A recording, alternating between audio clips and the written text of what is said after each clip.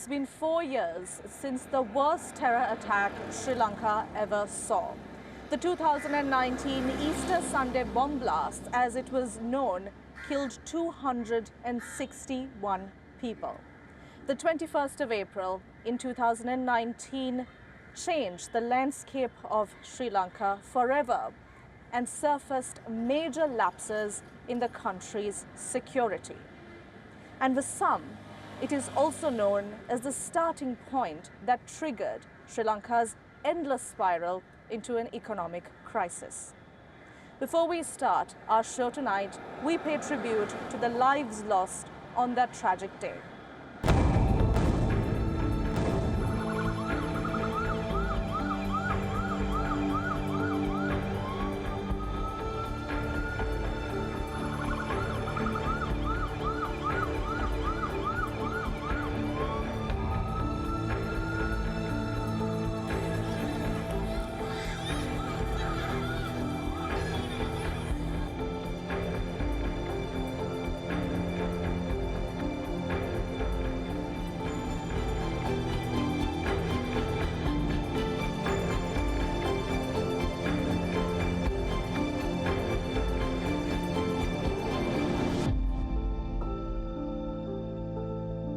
Earlier this year, Sri Lanka's Supreme Court ordered the then incumbent president, Matarbari Port, along with several other security officials, to pay compensation for those who were affected by the Easter Sunday bomb blasts.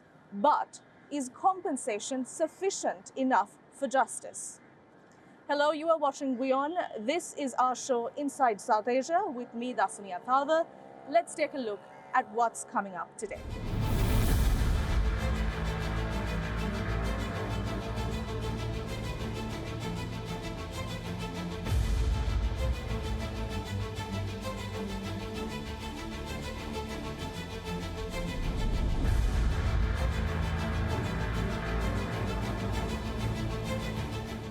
Last week, we spoke about China's expansionism in the region.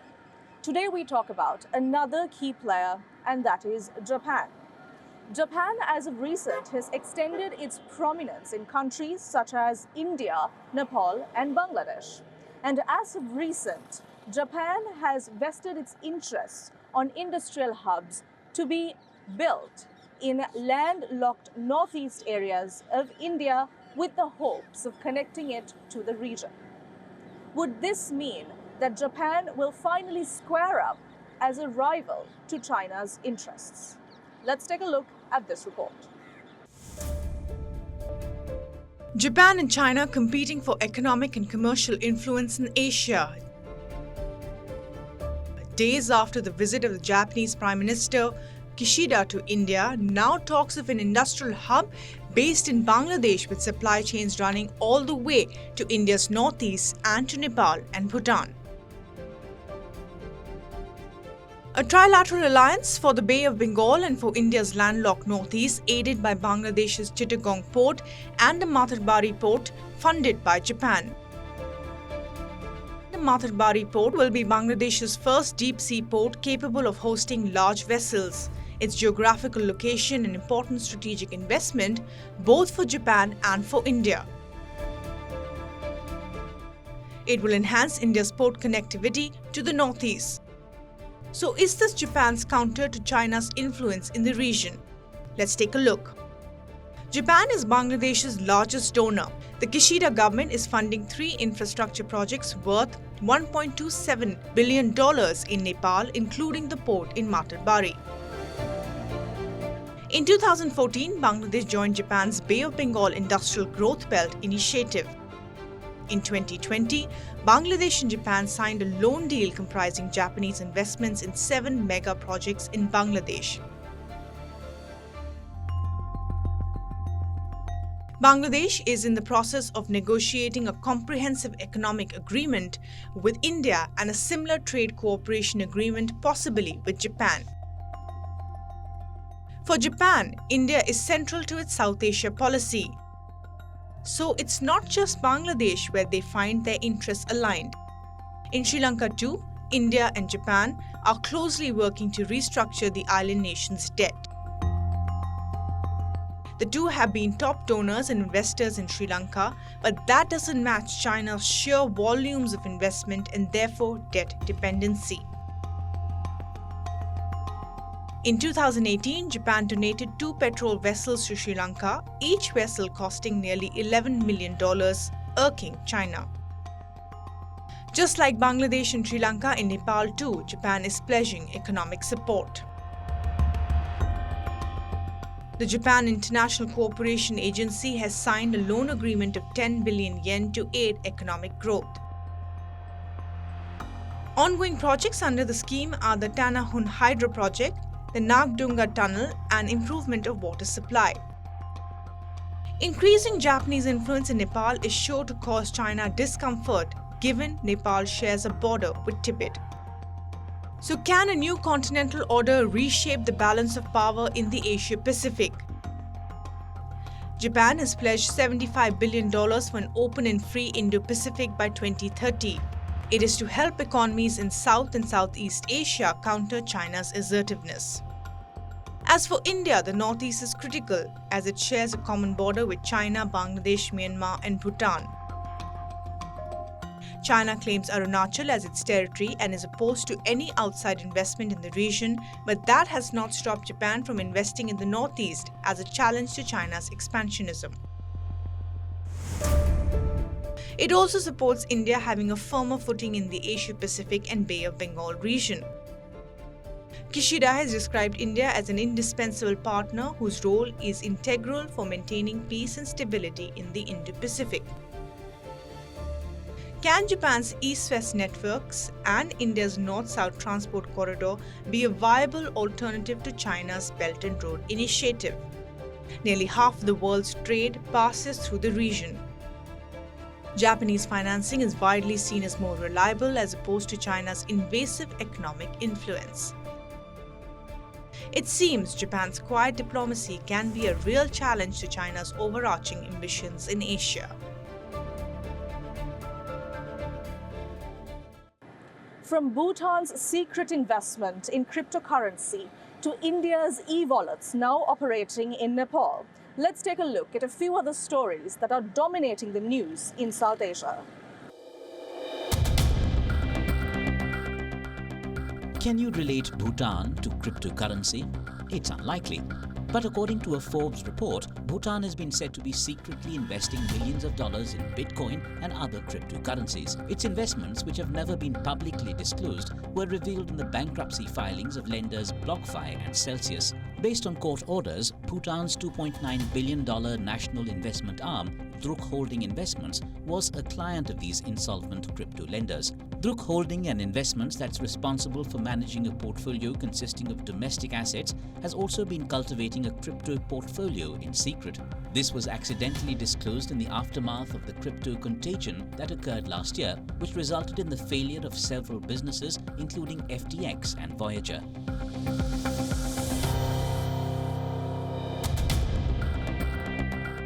India and Nepal are preparing to take a major step towards trade.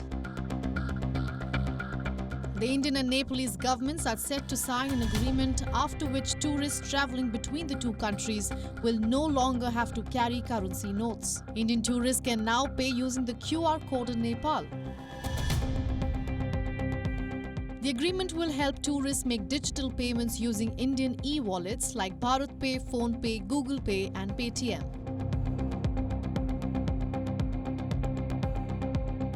This will eliminate currency hassles for Indian tourists in Nepal.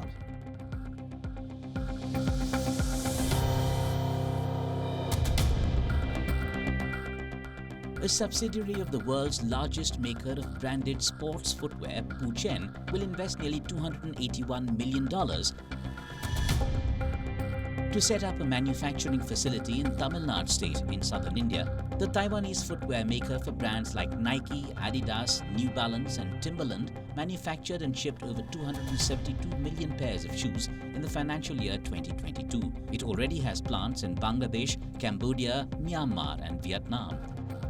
The upcoming facility would create about 20,000 jobs in Tamil Nadu over the next 12 years.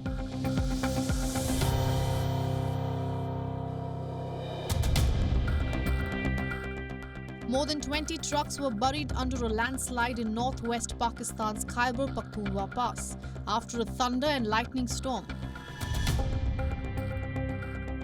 At least 3 people were reported killed. The incident took place in the early hours of the 18th of April on the main route connecting Pakistan with landlocked Afghanistan, a major transit point for trade between South Asian nations and into Central Asia.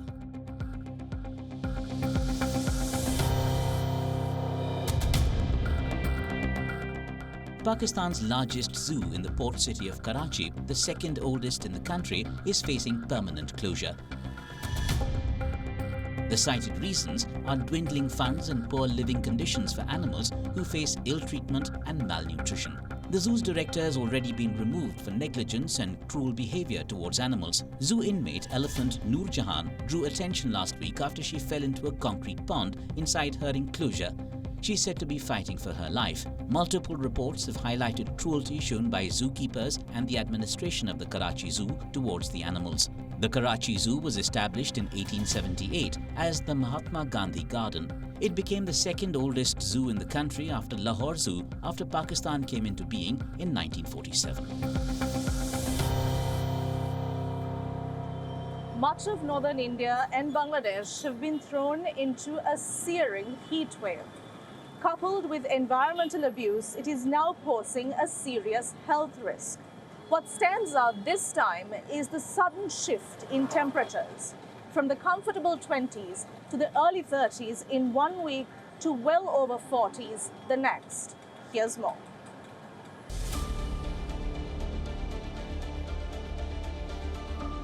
A big no-no to anything that resembles woolens. Let cold drinks and shades and avoiding the outdoors rule the roost again. Summers are here in North India and with a vengeance. Mumbai saw the grim outcome of neglect. At an open-air mega public event, at least 50 people were rushed to hospital with heat stroke. 11 are dead. Thousands attended the gathering where the maximum temperature recorded was some 39 degrees Celsius or 101 Fahrenheit, not abnormal for this time of the year. What it underscored though was beware the killer summer heat. The Met Office warns this is only the beginning of a severe season to come. It is advisable not to step outside in the open between 1:30 p.m. and 3 p.m. and if it is necessary to go out, people must carry an umbrella or cover their heads from direct sun. People who work in the open, like farmers, should also keep their heads covered.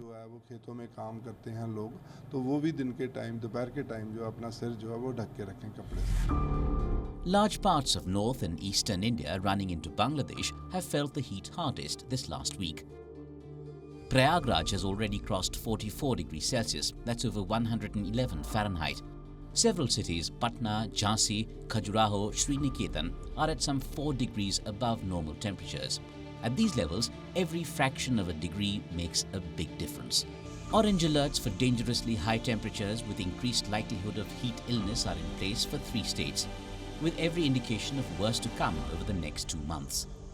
Experts attach a strong climate change element to soaring temperatures this year. The drastic sudden change has become worryingly common, skipping spring to going directly from winter to intense summer. A silver lining for India are forecasts that the southeast monsoon rainfall will be normal and on time. The forecast El Nino impact is played down. The southeast monsoon seasonal rainfall during June to September 2023 for the country as a whole is likely to be 96% of the long period average with a model error of plus minus 5%. In Bangladesh capital Dhaka, it's a double whammy. The heatwave takes dimensions of nature violations in the name of infrastructure. The mercury in Dhaka hit 40.5 degrees this week, a 58-year high. A finding says Dhaka has lost over 13 square kilometers of lakes or 70% of surface water to concrete jungle in the last 20 years. Nearly 82% of the city is under concrete jungles as against 64% 2 decades back. Somewhere it all translates into a two-way street, a face-off in the name of development and the climate. progress doesn't always mean things get better. What comes to your mind when we talk about the most polluted cities in the world? New Delhi, perhaps? Or Beijing? But what if I told you that it is in fact Kathmandu that has topped the list of being the most polluted city in the world? Let's take a look at this report.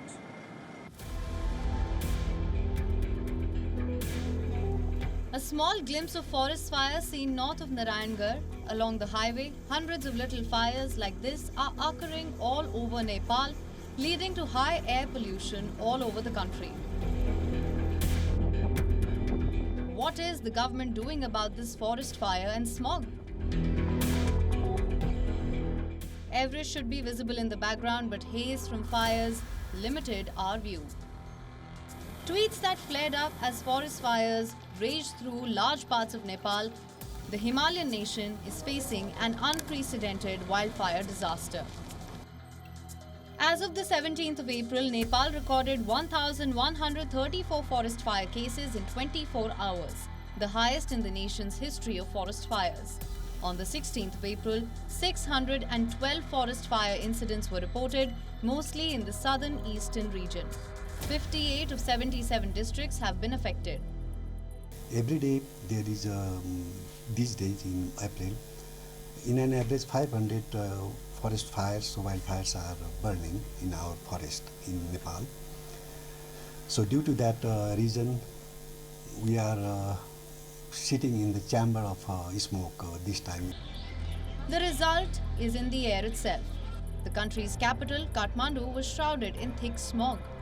Buildings were seen engulfed in dark clouds of smoke-like air. The Air Quality Index, or AQI, crossed the 190 mark. In a report released by IQ Air, a Swiss air quality tech company, it declared Kathmandu as the most polluted among 101 cities in the world. Earlier, when I used to come here, I could see the Dharahara Tower more clearly, but now I have to search for it as the haze has shrouded Kathmandu. I have realized the extent of pollution that exists here. I'm not able to see Kathmandu due to pollution. I came to Kirtipur to see the valley from a hilltop, but could not see anything, so I'm returning to my house. Forest fire incidents are not unusual in Nepal between mid-November and May. Over 3,000 forest fire incidents were recorded this time. The Nepal Disaster Risk Reduction Management Authority said the entire country is fire-prone.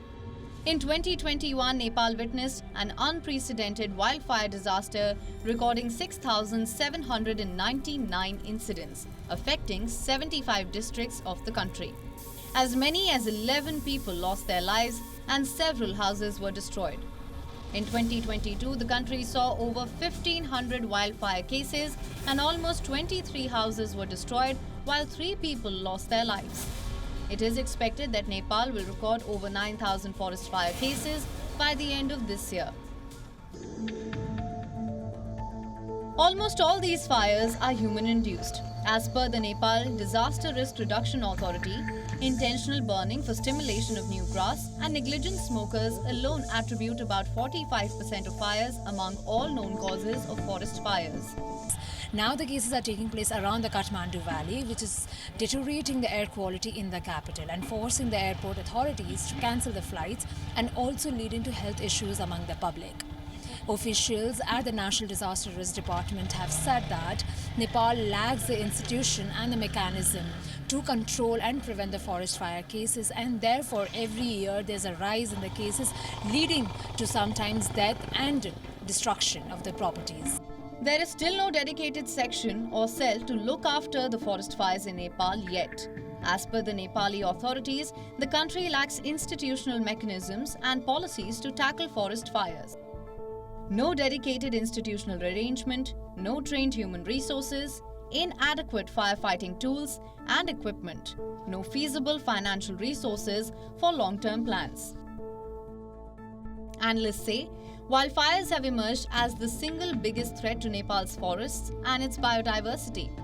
Preventing these fierce fires requires a multifaceted approach involving everyone, from the government to local communities. Everyone has a role to play.